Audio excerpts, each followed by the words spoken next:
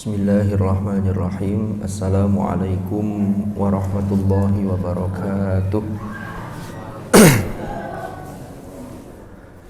Alhamdulillahi wa kafah wa salamun ala ibadihi alladhina astafa. Amma ba'd. Hadratal muhtaramin, para alim, para ulama, para sesepuh, para bini sepuh, para tokoh masyarakat, para hadirin hadirat jamaah Masjid Nurul Jannah rahimakumullah.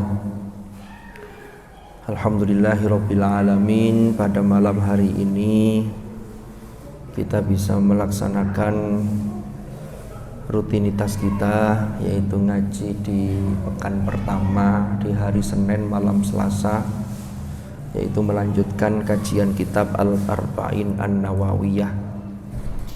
Mugi-mugi mudah-mudahan apa yang kita laksanakan ini senantiasa diridhoi oleh Allah Subhanahu wa ta'ala, dan mudah-mudahan menjadi wasilah turunnya rahmat Allah kepada kita, sehingga kita senantiasa diberi kekuatan untuk istiqomah di jalan Allah.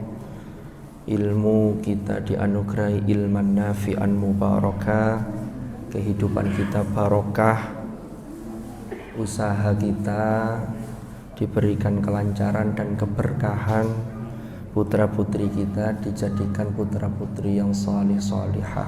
Amin ya rabbal alamin. Dan mudah-mudahan ini insyaallah sudah banyak yang agak enakan, karena kita ini mudah-mudahan diberi kekuatan dalam menghadapi HGN. HGN itu Hari Greges Nasional katanya. Jadi di beberapa tempat, termasuk di tempat kami juga begitu, tapi alhamdulillah ini sudah membaik, sehingga nanti ketika Ramadan sudah fit semua, sehingga ibadah kita bisa optimal. Dan itu saya itu sering angen-angen ya, termasuk Rasulullah itu ketika mulai bulan Rajab, Sya'ban, Ramadan itu kan berurutan gitu. Itu sejak Rajab itu kan Rasulullah doanya Allahumma barik lana fi Rajab wa Sya'ban, endingnya itu waballighna Ramadan, memohon kepada Allah agar dikaruniai usia sehingga kita ini bisa masuk ke bulan Ramadan.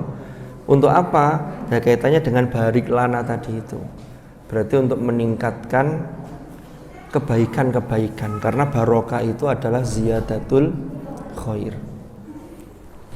Lah saya itu angen-angen, iya ya. Pernah saya juga mendengar, saya lupa ceramahnya Syekh siapa itu dari Al-Azhar. Itu beliau menjelaskan, ini menunjukkan bahwa untuk masuk bulan Ramadan itu butuh persiapan, al-isti'dad. Akhirnya saya ambil pelajaran sama kayak begini. Orang itu kalau mau melakukan olahraga, umpama sepak bola, apalagi selama ini tidak pernah olahraga tapi langsung jos sepak bola, ini tidak sampai berapa menit gitu itu kaki bisa kram. Akhirnya kalau sudah kram dilanjutkan ya malah sakit, akhirnya berhenti. Ternyata segala sesuatu itu juga butuh ada proses bertahap untuk melatih, baik itu secara fisik atau anugerah Allah yang bersifat secara non fisik. Tiang wiridan itu, wiridan ya, baca wirid, baca Quran, itu kalau tidak biasa itu duduk setengah jam rasanya kayak suwi. Tapi kalau sudah terlatih 1 jam 2 jam itu tidak terasa. Orang baca koran, kalau tidak biasa baca koran diwolak-walik opo sing diwaca berita yang gini-gini. Tapi kalau hobi baca koran sambil minum kopi itu pagi itu habis subuh begitu sampai jam 9 tuh asik itu. Makanya ini angen-angen saya, entah benar entah enggak, panjenengan bisa setuju bisa enggak setuju juga enggak apa-apa.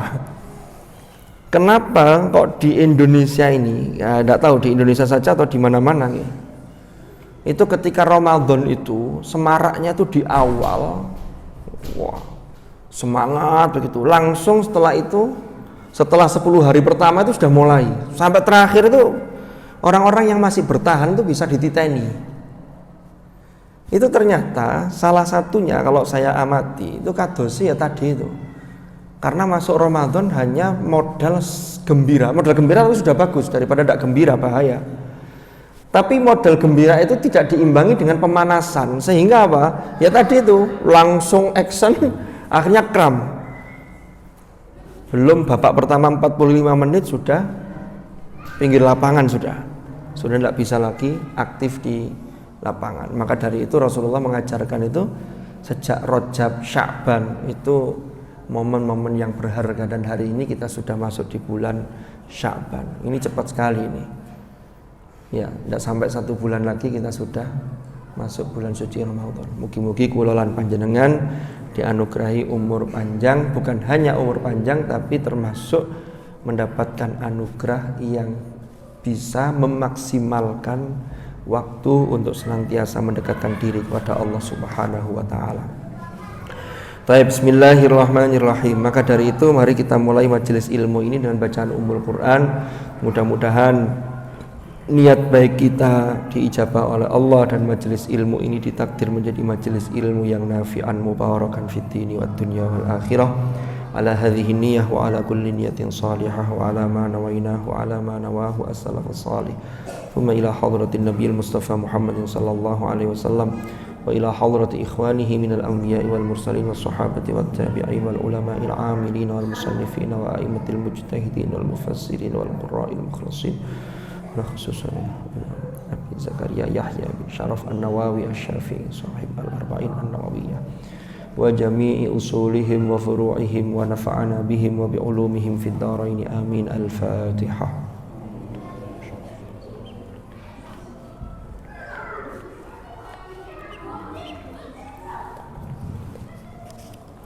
Bismillahirrahmanirrahim. Qala al-muallif rahimahullahu ta'ala wa nafa'ana bihi wa bi'ulumihi fid dharain amin. Kita masih melanjutkan al-haditsus tsani maratibuddin al-islam wal iman wal ihsan. Kalau di share-sharean di BC yang di grup WA itu, di WA yang di WA Pak Hari itu memang tema kita masih Islam, iman dan ihsan. Mungkin ada yang sempat baca, loh ini kan temanya ini kan kemarin sudah, kok pancet Islam, iman dan ihsan. Memang kelihatannya hanya 3 itu, tetapi ini kalau dijabarkan itu sungguh sangat luas, sungguh sangat panjang. Bahkan kalau ditulis bisa menjadi buku berjilid-jilid. Contoh, ada seorang ulama yang disebut dengan Sultanul Ulama, yaitu siapa imam yang nulis Syajaratul Ma'arif, Izzuddin Ibnu Abdissalam. Syekh Izzuddin Ibnu Abdissalam itu menulis kitab Syajaratul Ma'arif yang begitu tebalnya itu menjelaskan ihsan saja, tapi dari berbagai aspeknya, luas sekali. Padahal kalau dari hadis Nabi itu, Nabi menyatakan ihsan itu singkat sekali, anta abudallaha ka'annaka tarahu fa illam takun tarahu fa innahu yaraka. Tapi itu ditulis, dijabarkan, bisa jadi kitab setebal itu, Syajaratul Ma'arif.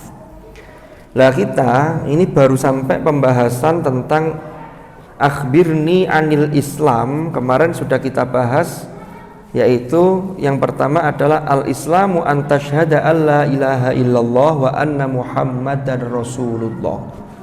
Sekarang kita masuk yang kedua dari rukun Islam, yang ini inti yang oleh Rasulullah disebutkan sebagai as-salatu imaduddin. Salat itu adalah tiang agama. Wa an tuqimas salata ay ta'tiya biha bi arkaniha wa syurutiha wa tuwadhiba 'alaiha fi awqatiha. Ya, bisa dibaca wa tuwadhibu, ya monggo, wa tuwadhibu 'alaiha fi awqatiha.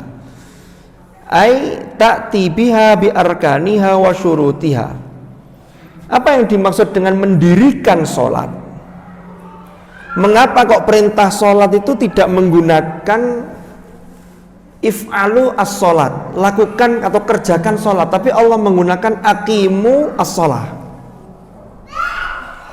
Ternyata penjelasannya iqamatus sholah dengan melaksanakan sholat. Kalau orang yang melaksanakan sholat saja, wis pokoknya sholat, itu bahasanya disebut dengan al-musallin.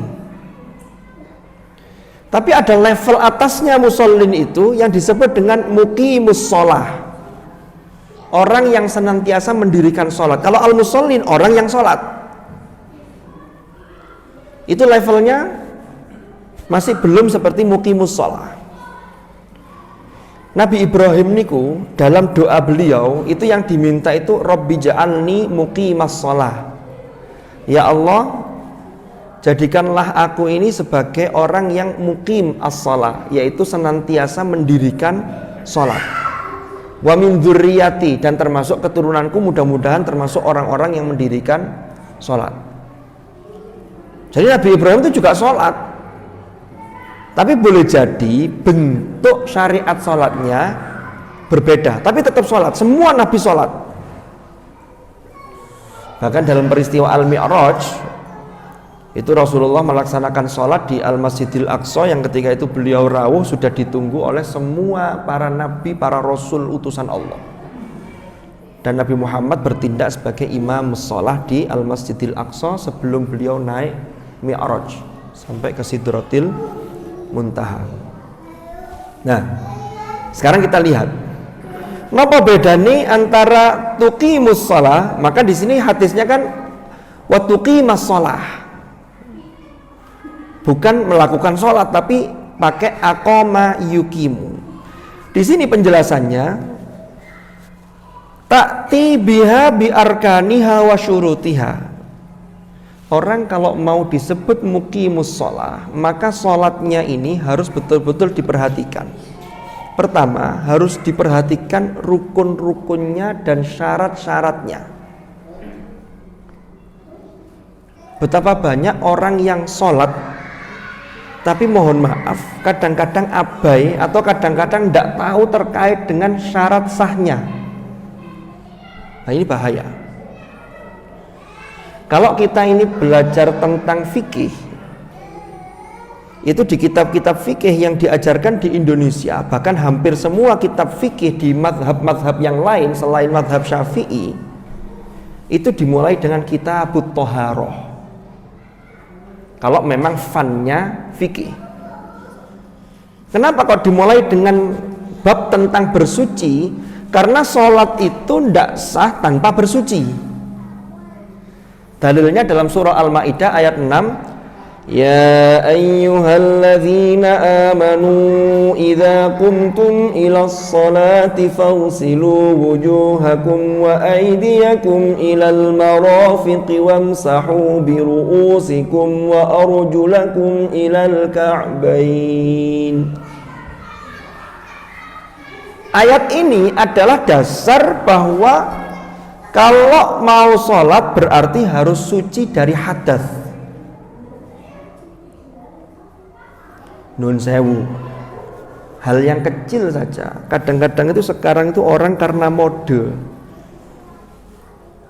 entah laki-laki entah perempuan, ada yang kaosnya itu atau bajunya itu lengannya ketat, sehingga kalau dicincing itu, dicincingin apa? Dising-singkan, dicincing mau wudhu itu tidak tutup sampai di marofik, sampai di siku, hanya segini, kayak gini sesek ini. Lah ini kadang-kadang, mohon maaf, wudhu begitu basuh tangan itu tidak sampai gini, padahal perintahnya jelas. Ya, wa aidiyakum ilal marofik. Ini berarti kan tidak beres. Kalau wudhunya tidak beres, berarti dia belum bersuci dari hadas. Berarti sholatnya gimana? Tidak sah. Lu kalau tidak tahu gimana? Tidak tahu itu memang tidak ada hukumnya. Tapi ya jangan seterusnya tidak tahu, karena orang tidak tahu itu wajib belajar. Berapa lama? Dulu 9 tahun. Padahal wajib belajar 9 tahun. Nah, kalau belajar itu ya hasilnya minal mahdi ilal lahdi. Yang formal itu kan dulu dicanangkan oleh pemerintah, namanya wajib belajar 9 tahun. Paling enggak itu lulusan SMP. Habis itu ngambil paket ya enggak apa-apa. Tapi sekarang enggak pakai SMP tapi paket ya ada kan begitu. Wes, ini baru dari sisi karena syarat sahnya sholat itu harus bersuci. Nun sewu ini banyak sekali. Belum lagi yang lain-lain. Karena bersuci itu ada dua aspek. Bersuci dari hadas, baik hadas kecil atau hadas besar. Yang kedua bersuci dari najis. Nah sekarang PR-nya itu bersuci dari najis itu juga luar biasa. Nun sewu. Saya tidak tahu kalau di masjid ini ya, kamar mandinya atau toiletnya itu baknya kecil apa besar apa tinggi apa pendek. Sekarang itu banyak karena era modern, sehingga yang jadi kiblat itu termasuk model toilet dan lain sebagainya. Apalagi kalau kita ke hotel, ke tempat wisata, itu toiletnya kering kabeh. Apakah bisa beristinja dengan menggunakan tisu? Boleh, tetapi mohon maaf, kadang cipratan-cipratan dari najis, ya mungkin mohon maaf air kencing itu kan susah lah kalau bersihin itu ya opo. Padahal toharoh yang paling sempurna itu ya dengan air. Lawang air di Indonesia tuh ya gak angel. Cuman ya karena era modern itu. Kalau hotel-hotel di bandara, saya kadang-kadang masih memaklumi. Sekarang sudah merambah ke masjid-masjid. Masjid itu sudah mulai ikut-ikutan. Mulai gak ono jedingane. Panjenengan bedakan dengan masjid di era 70-an, itu masjid itu jedingannya gede-gede itu. Mulai dari kolam cuci kakinya, lalu tempat wudhunya. Kalau sekarang nggak tahu ya, mungkin nyari yang nguras rada angel be. Karena sehingga kalau mau nyari praktisnya memang praktis, cuman urusan najis ini loh. Kadang dari jeding itu langsung masuk ke masjidnya. Nggak ada kolam untuk cuci kaki. Kalau memang nggak ada, ya berarti paling tidak di dalam kamar mandi disediakan sandal. Lah saiki orang yang ngerti najis dengan yang ndak itu banyakannya ndak ngerti. Wis dipadakno ae. Karena nuwun sewu, bersih itu belum tentu suci. Jadi harus dibedakan. Kotor kena debu itu belum tentu najis. Bisa jadi tetap suci karena debu itu suci. Nah sekarang itu kadang kejedeng kamar mandi mohon maaf, lalu baknya itu kecil, embernya kecil, iki wis nyiprat gak karu-karuan ketika proses toharo istinja itu tadi membersihkan dari najis itu, lalu keluar. Kalau sudah najisnya masih nempel, terus wudhu nih gak bener, terus sholatnya iki piye? Sehingga kalau ini belum disebut tuqimus sholat. Kenapa? Karena belum memperhatikan syarat untuk menuju ke sholat. Jadi kalau syarat itu sesuatu yang harus disiapkan sebelum masuk ke perbuatan. Kalau rukun itu ketika sudah melakukan perbuatan itu. Makanya ini syaratnya harus dipenuhi sebelumnya. Ini dari sisi toharohnya. Belum lagi yang mohon maaf, yang ibu-ibu mungkin ya. Jadi kadang ada jilbabnya tidak dilepas, main ngarep begini. Padahal kan batas wajah itu sampai sini dan seterusnya. Oke, jadi ini memang kita harus terus belajar untuk bagaimana kita ini menuju haqqa tuqatih. Dan tidak ada batasnya, terus belajar. Kita upgrade diri kita. Nah ini dari sisi hadas, toharoh dari hadas dan toharoh dari najis. Jadi kalau umpama di masjid ini di kamar mandinya langsung masuk ke jeding, langsung masuk ke dalam, mungkin bisa disediakan sandal yang khusus di kamar mandi itu untuk salah satu ikhtiar kita meminimalisir. Karena tidak kalau pakai sandal itu kan cuci kaki, tapi sandalnya sehingga najisnya tidak kembali ke kaki. Lah kalau kemudian najisnya melebar kemana-mana, mau romancik, blek-blek masuk sini, yang lain tidak tahu gimana, ya tidak apa-apa, tidak tahu tidak apa-apa. Tetapi kan kita ini kadang memang diamanati umpama sebagai pengurus, ini harus bagaimana semaksimal mungkin untuk berhati-hati. Jadi kita itu dalam konteks berhati-hati, tapi tidak sampai pada yang sampai kok ojo-ojo ngene, kok gak sah, was-was. Ya tidak sampai seperti itu. Tapi tetap jangan sampai sembrono, itu loh maksudnya begitu. Saya biasanya kalau model jeding yang pakai keran yang agak tinggi, itu biasanya lebih baik ada ember tapi yang tinggi, yang kira-kira dari bawah itu tidak mercik lagi ke percikan, itu tidak balik gitu loh. Nah kalau kamar mandi zaman sekarang tuh ya banyak yang model begitu. Ini catatan buat kita semua. Tidak hanya di sini maksud saya, di tempat lain banyak sekali.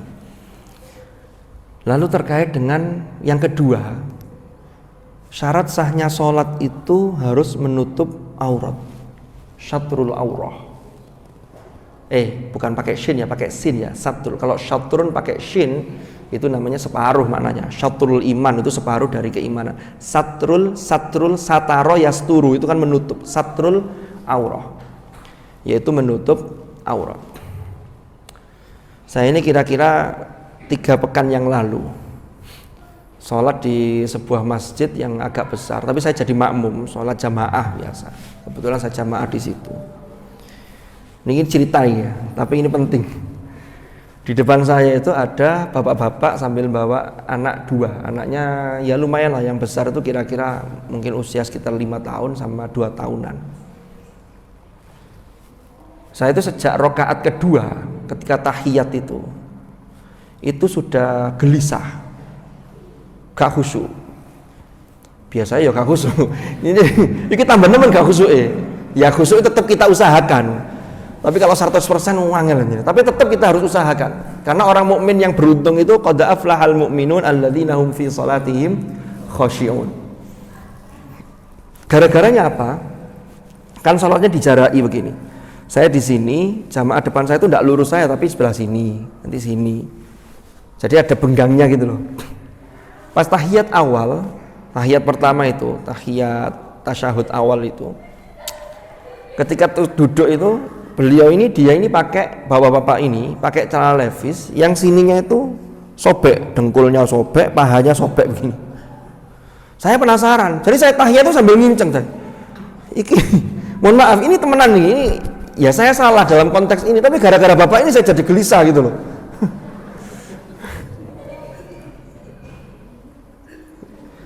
Saya sampai tak lirik sedikit, saya batin, ya Allah, iku lak ketok pupune, padahal auratnya para laki-laki ketika sholat itu baina surrati war rukbah, mulai pusar sampai dengkul. Akhirnya sudah, ya saya berusaha melupakan, tapi saya tetap galau. Ini kalau tidak saya ingatkan, saya tahu bahwa ini harus saya ingatkan, tapi lek ngilingno ya opo carane. Sehingga rakaat ketiga, ini sholat maghrib, rakaat ketiga itu saya berpikir, ya opo cara ngilingno iki. Tapi tetap saya berusaha khusyuk gitu loh. Waduh, gak tepak ini. Setelah salam selesai, wiritan, imamnya wirid, saya agak maju sedikit untuk meyakinkan, barangkali saya salah lihat, lalu kemudian yang dalam itu mungkin pakai rangkepan daleman, mungkin legging ya. Kalau bapak jarang pakai legging ya. Mungkin pakai daleman yang warnanya senada dengan warna kulit. Husnudzon saya begitu. Saya agak maju sedikit, tak inceng ini. Saya kaget loh, mau sok legging atau daleman ada warna kulit kok ono rambutnya. Ini kan tidak mungkin. Rambutnya sampai muncul-muncul. Loh ini hak ini cerita beneran, bukan fiktif ini.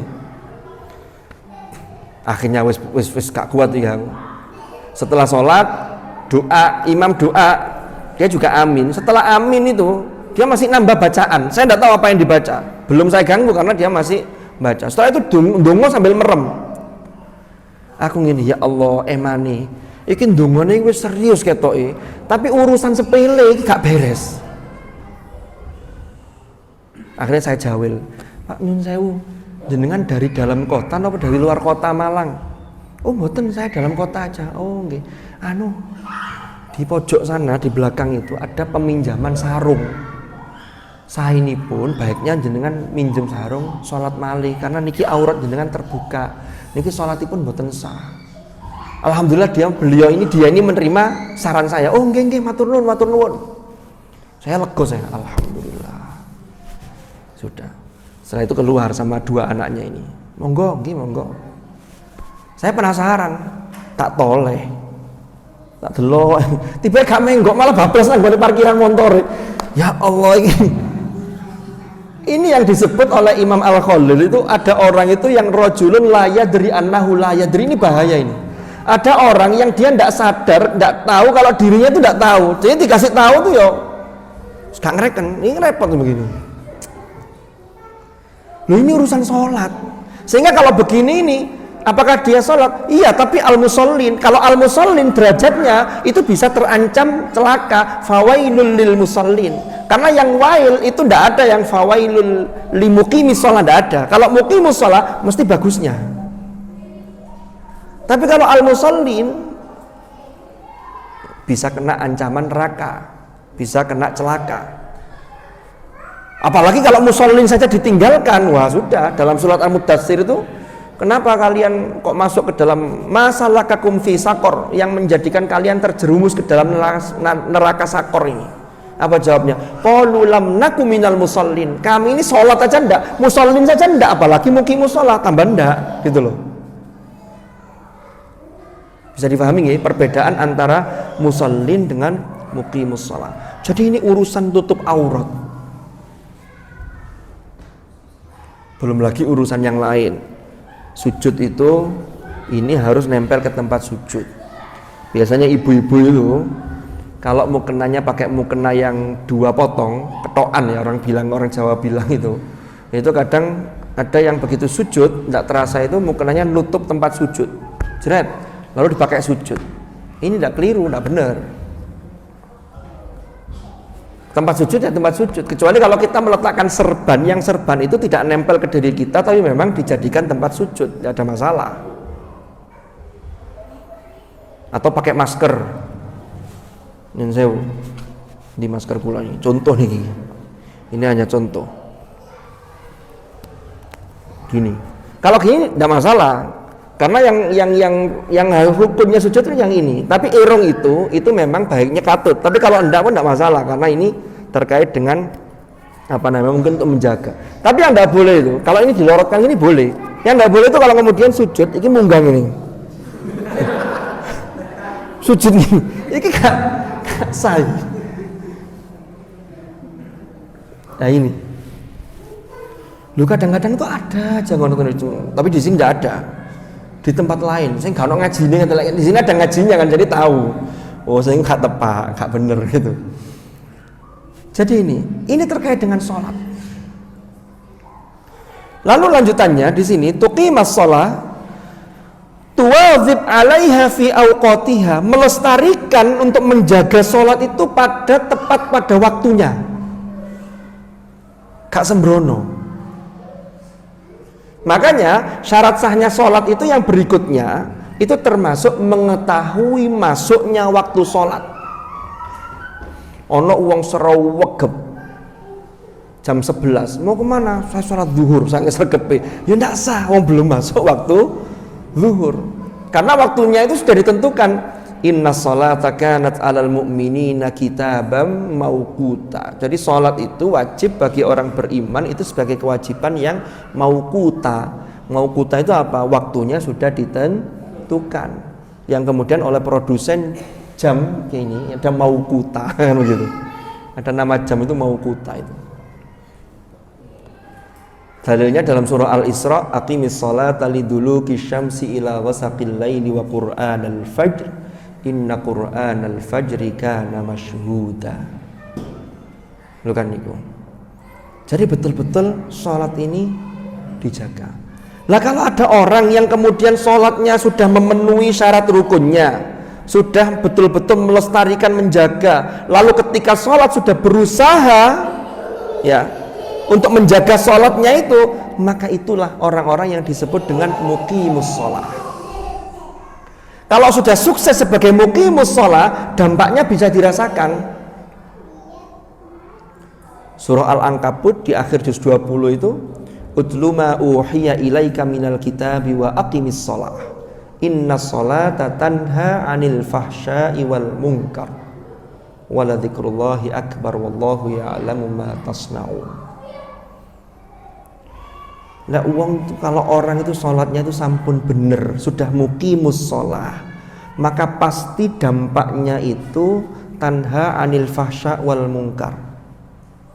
Makanya para ulama Syekh Mutawalli Asy'arawi dan lain-lain itu menggali hikmahnya sholat.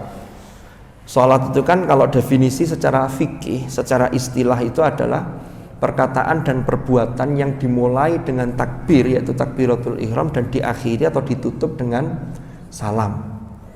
Tata caranya sudah diajarkan Rasulullah, shallu kama ra'aitumuni usolli. Sholatlah kalian sebagaimana kalian melihat aku sholat. Lah kita ini tidak bisa melihat Rasulullah sholat. Lewat siapa? Ya lewat para sahabat. Kita tidak ketemu sahabat lewat siapa? Lewat tabi'in. Terus sampai kemudian dijelaskan oleh para imam-imam madhab. Itulah pentingnya berguru, pentingnya memiliki madhab. Jadi kalau makanya dalil yang paling kuat itu adalah ihdinas siratal mustaqim. Ya Allah, tunjukkanlah kepada kami jalan yang lurus. Allah tidak mengatakan sirati, jalanku, enggak, tapi siratal ladzina an'amta alaihim, yaitu jalannya orang-orang yang engkau beri nikmat bagi mereka. Siapa mereka yang disebut orang yang benar yang diberi nikmat oleh Allah? Dijelaskan dalam surah An-Nisa, ulaikal ladzina an'amallahu alaihim minan nabiyyin wasiddiqin wasyuhada wassolihin. Jadi itu cara beragama. Jadi kalau nun sewu, kalau kita tidak mengkaji dari para orang-orang salih yang memang otoritatif di bidangnya, di keilmuannya, termasuk fikihnya, ya, yang disepakati di dalam i'tiqad kita, paling tidak ada 4 madhab besar. Ada Imam Hanafi, yaitu Imam Abu Hanifah, Imam Malik, Imam Asy-Syafi'i, dan Imam Ahmad ibnu Hambal atau Hambali madhabnya. Jadi itu cara beragama, termasuk tata cara sholat. Kalau ada perbedaan, itu adalah ikhtilaf yang namanya tanawu, bukan tadod. Tanawu itu apa? Yaitu varian, karena Rasulullah pernah mempraktekkan begitu, pernah suatu ketika mempraktekkan begini. Makanya kalau umpama setelah takbiratul ihram, ada yang tangannya di tengah, ada yang agak geser gini, ada yang ya monggo mawon. Masing-masing punya dalil, masing-masing ada argumentasi yang bisa dipertanggungjawabkan. Jadi ini, lah sholat itu sangat penting sekali. Panjenengan pirsani, semua nabi itu sholat. Saya sebelum masuk ke perintah sholat kepada Rasulullah, saya ingin bercerita tentang betapa urgensi sholat yang luar biasa.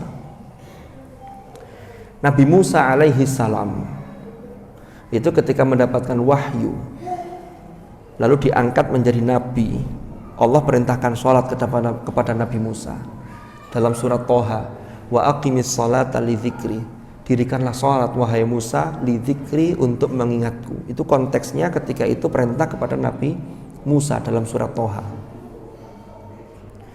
Nabi Isa ketika bayi lahir, ketika beliau baru lahir, karena ibundanya beliau yaitu Maryam itu dituduh melakukan perbuatan zina, perbuatan yang keji, karena ada peristiwa yang luar biasa.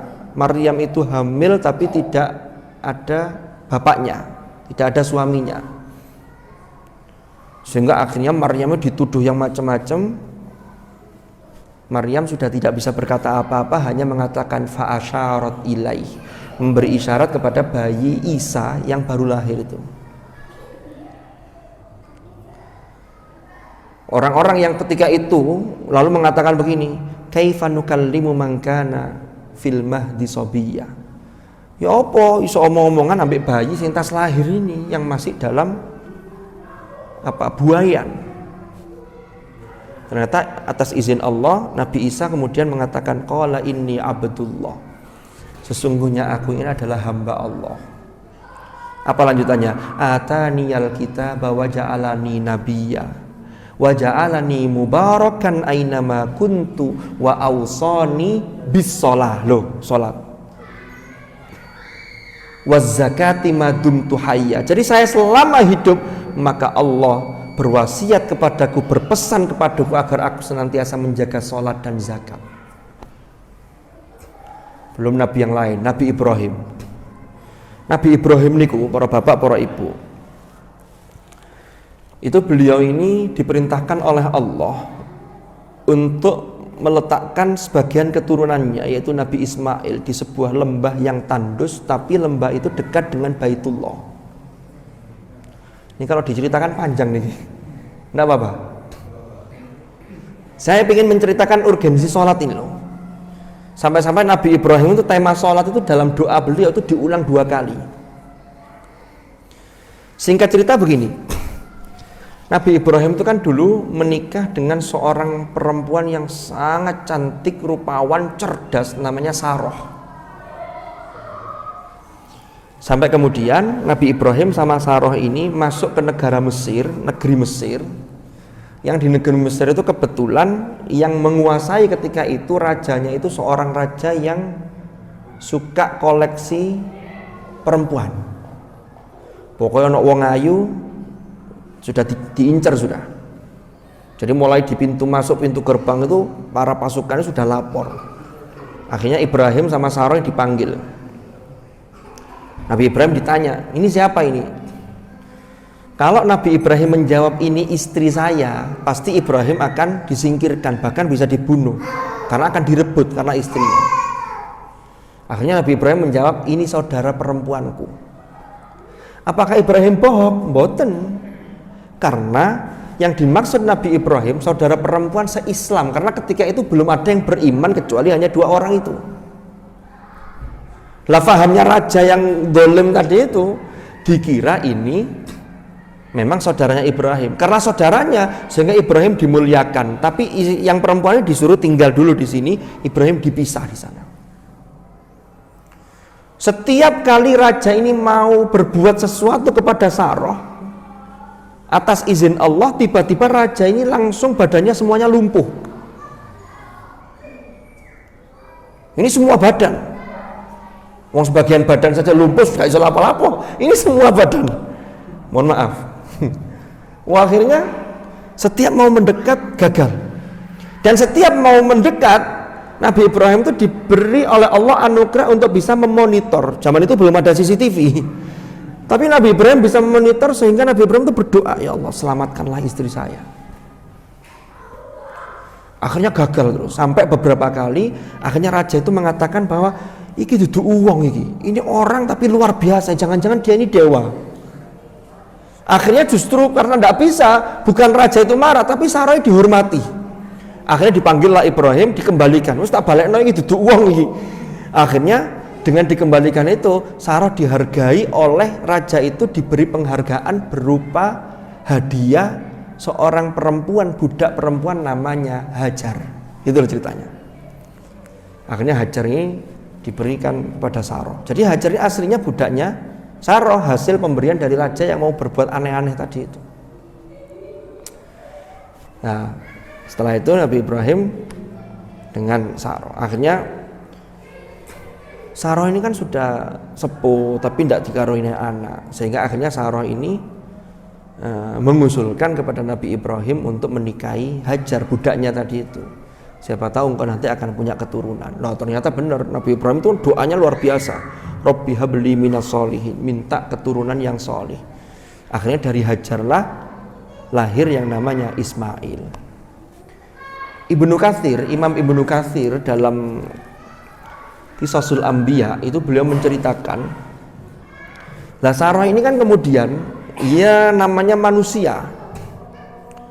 Ketika melihat Ibrahim lalu punya anak dengan Hajar, itu perasaan gak enak. Kunus duwe anak gak enak. Akhirnya ngomong ke Ibrahim, wis sampean gak popo ambil Hajar, tapi tolong jangan di hadapanku, mbuh gawa nang ndi.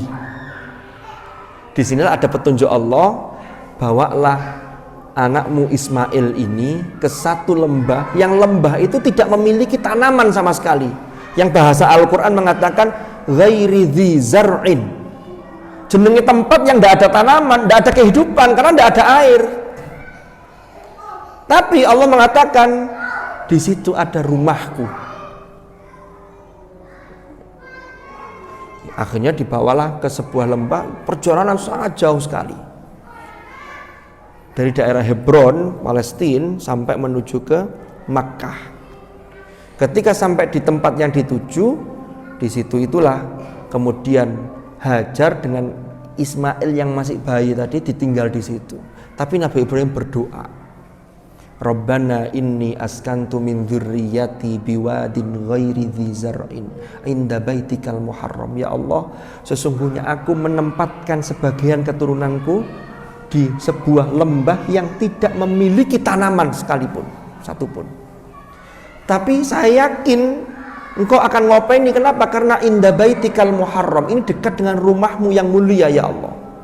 Itu ada di surat Ibrahim di juz 13 akhir itu. Nah, yang menarik doanya Nabi Ibrahim, kenapa kok Ibrahim sampai demikian kuat meninggalkan anak dan istrinya di tengah lembah yang tandus tadi? Satu, Rabbana liyuqimus shalah. Ya Allah, ya Tuhan kami, tidak lain agar mereka senantiasa mendirikan sholat. Loh, ini doa yang luar biasa. Jadi Ibrahim ketika meninggalkan itu tidak langsung, ya Allah, tolong fasilitasi dia dengan rumah apartemen yang mewah, boten. Tapi Rabbana liyuqimus shalah. Itu saking pentingnya sholat. Saya belum masuk ke pembicaraan sholat terkait dengan Mi'raj ini nanti dulu ini. Ternyata waktunya sudah habis. Ini nanti bersambung, tidak tahu kapan. Setelah Lebaran, setelah Id. Oke. Nah, Ibnu Katsir itu menceritakan dengan berbagai riwayat. Jadi Sayyidah Hajar itu ketika ditinggalkan itu hanya ditinggali sekantung kurma sama sekantung air. Pas Ibrahim mau pamit, Hajar tanya, Mas, sampean tego dah ninggal aku ambil anak sampean nih. Ngomong bahasa kita begitu lah.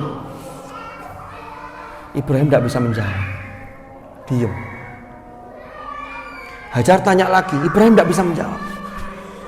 Ini ujian keimanan yang luar biasa berat. Bayangkan ditinggal di tempat yang tandus, tidak ada ATM, tidak ada Indomaret, tidak ada. Ya kalau saya ini ditinggal umpama suaminya kerja di pelayaran, ATM di bawah istrinya, nanti Indomaret dekat. Iya. Umpama loh ya, umpama. Nah ini dulu ini berat ini. Akhirnya Hajar bertanya dengan satu pertanyaan yang dilandasi keimanan. Allahu amaraka bidza. Apakah Gusti Allah yang memerintahkan panjenengan dengan hal ini, terhadap hal ini?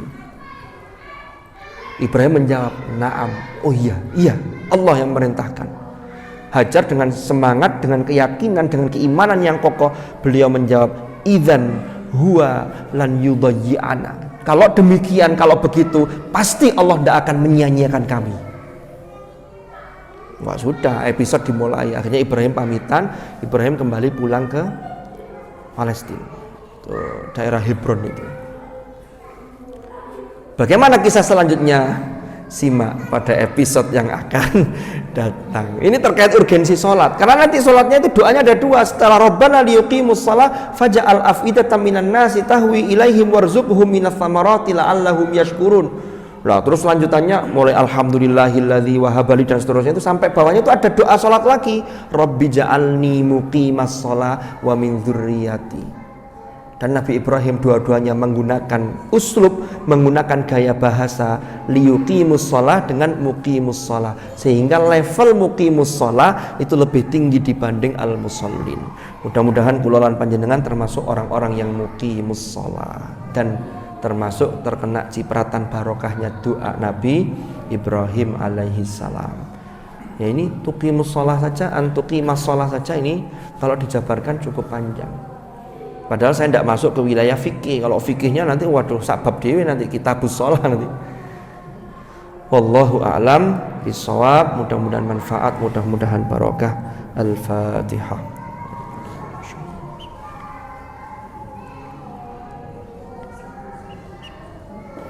Bismillahirrahmanirrahim. Subhanakallahumma bihamdika asyhadu an la ilaha illa anta astaghfiruka wa atubu ilaik. Wa sallallahu ala sayyidina Muhammadin walhamdulillahi rabbil alamin.